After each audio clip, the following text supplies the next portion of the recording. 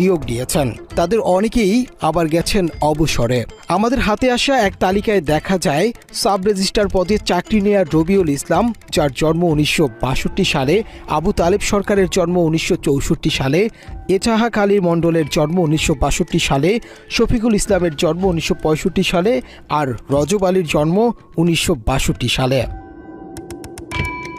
আরও রয়েছেন আব্দুল মতিন, আনম বজলুর রহমান মণ্ডল, সোহরাব হোসেন সরকার, ওসমান গনি মণ্ডল, রামজীবন কুণ্ডু, আফসার আলী, রবিউল আলম, আশরাফ আলী, নজরুল ইসলাম, আবু বক্কর সিদ্দিক, রফিকুল ইসলাম, দেলোয়ার হোসেন খন্দকার ও ইসমাইল হোসেন, যাদের সবার জন্ম 1962 থেকে 1965 সালের মধ্যে।